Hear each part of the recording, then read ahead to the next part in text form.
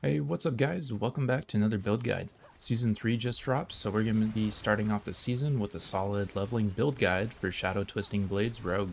From looking at the leaderboards of D4 Armory, it seems like not a whole lot of people are playing Twisting Blades this season, but if you are not a fan of Range Rogue, I highly recommend giving this build a try. And with this build, I was able to get top 5 on the race to 100 for Rogue. Unfortunately, the 22 hours I streamed of this, none of it saved, so the gameplay you'll be seeing is more of a endgame version of the leveling build that it evolves into, which I'll be having the full endgame build out soon. Just still testing a bunch of stuff to get it functioning the best I can. The playstyle, the leveling version, and the version you're seeing is very similar.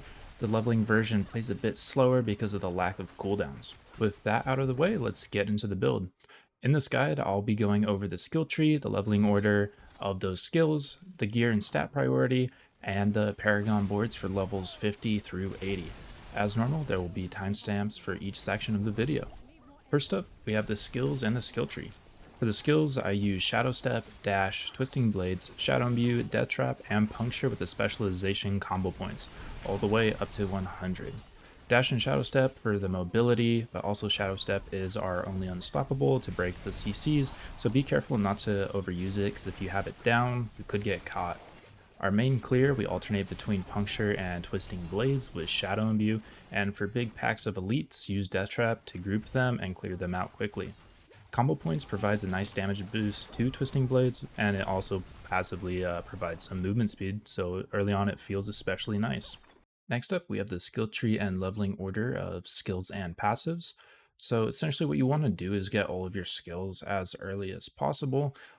So rushing from puncture to twisting blades, picking up shadow step, dash, moving on to getting shadow imbuement, and then you do want to pick up consuming shadows as this provides amazing energy sustain early on, and then you'll move over to getting Death Trap and your Close Quarters Combat Mastery, and then you'll go back through and start picking up the small passive nodes like Weapon Mastery. The build planner in the description will be going over each point on the right here, so you can just follow that each level. Next up, we have the gear and aspects that you want to be on the lookout for. As this is a leveling guide, you won't be looking for perfect 4 out of 4 rolls on your gear until World Tier 4. So for each gear, I'll go over the stats from order of most to least importance. Ideally for each piece, you want to get at least the first 2 mentioned rolls for a smoother leveling experience. Starting off with the armor, for your helmet, look out for life and armor percent, followed by cooldown reduction and basic skill attack speed, or an elemental resistance. With the aspect, go for might for some more damage reduction. For your chest plate, you'll also want to look out for life and armor percent early on. Currently I am using a quad res chest plate just to max out my resistances, but you really don't have to worry about max res until around 80 plus. I didn't have max res until I was 100, but that did lead to some random deaths here and there. As for the aspect, go for disobedience or cheats. For the gloves, you want to get ranks to twisting blades with either crit chance or attack speed, followed by lucky hit chance with the aspect accelerating.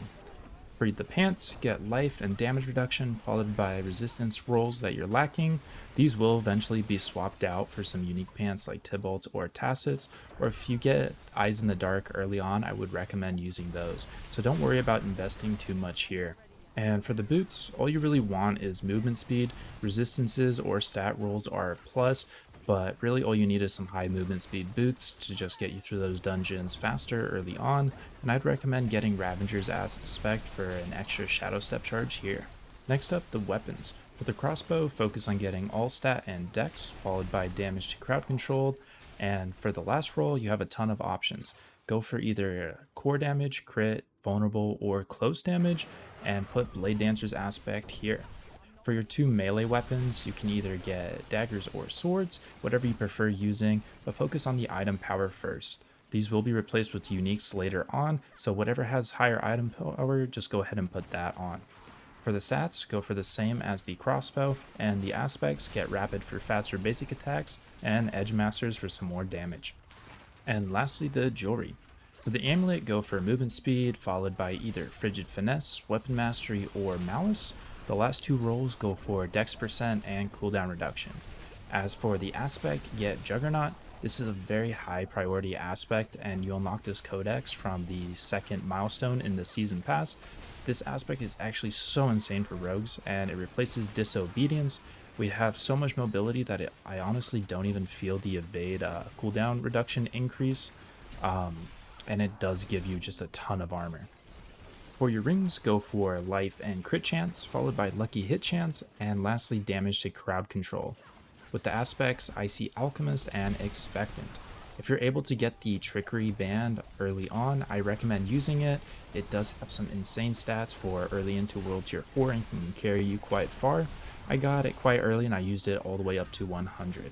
And for your gems, put rubies in your armor, emeralds in your weapons, and for your jewelry, if your poison res isn't maxed out, put emeralds there.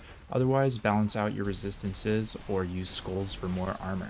As for the seasonal mechanic, the construct, I won't be going over that in this video. As of right now, I still don't know what I'm quite doing with it, but for upcoming videos, once I figure out the best setup for it, I will go ahead and include that. And lastly, we have the Paragon Board setup.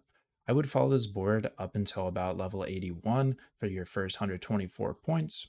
Starting with the first board, we have Closer, and you just want to hit that 40 out of 40 requirement for the extra damage reduction when you're using your melee weapons. Moving on up, you want to pick up these two rare nodes, Finisher and Dominant. Early on, this is a huge damage spike. It gives you 56% increased core skill damage, which you definitely feel that jump. You want to socket Exploit in here, and you're not going to worry about upgrading Exploit till later. You just want to get that requirement just so you can vulnerable everything with your Shadow Explosions and your AoE. Moving on to the next board, go ahead and follow this path and pick up Tricks of the Trade first. And then moving in, I went ahead and socketed Chip here as we don't have very good cooldown reduction yet. So we're going to be doing more physical damage than we are shadow damage. So that's just a good damage increase there. And then moving all the way to the right to the last board here, we're picking up the Cheap Shot board. And this is where we're going to socket Control. You want to level Control up to 15 first, so you can get that additional bonus in this board. Otherwise, it won't reach and you won't be able to get it. And then picking up Cheap Shot and then some more damage to crowd controlled here. And with that, we sum up this leveling build guide. I hope you guys enjoyed this video, and I'll be uploading the continuation of this build once I have a few more things tested and the build finished. So if you don't want to miss out on that, leave this video a like and subscribe. That's all for today. Remember to have fun and take care.